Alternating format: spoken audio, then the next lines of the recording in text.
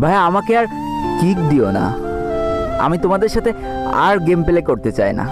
তবে আমাকে 2 থেকে 3টা মিনিট দাও, আমি কিছু কথা বলে যেতে চাই।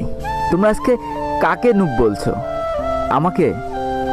তাহলে তোমরা হয়তো ভুলেই গিয়েছো যে তোমরা যেদিন প্রথম এই গেমটা ইনস্টল করেছিলে সেদিনও তোমাদের লেভেল কিন্তু অন ছিল, আর সেদিনও তোমরা আমার মতোই সাদা জামা আর এই কালো প্যান্টটা পরেছিলে।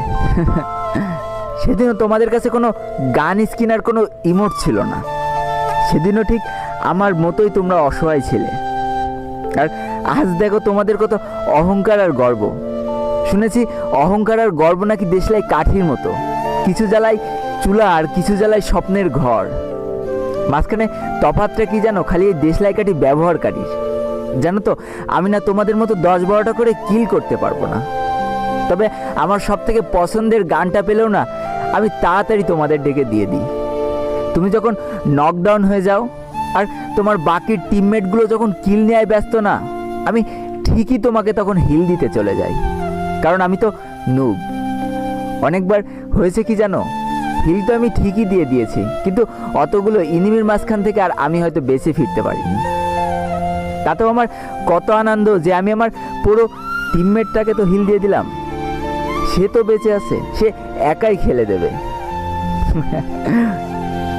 কতবার নকডাউন হয়েছে কিন্তু কারো কাছে বলতে পারিনি অধিকার নিয়ে যে আমাকে হিল করে যাও। কেন জানো তো? কারণ আমি কখনো চাইনি যে আমার জন্য আমার পুরো টিমমেটের কোনো অসুবিধা হোক।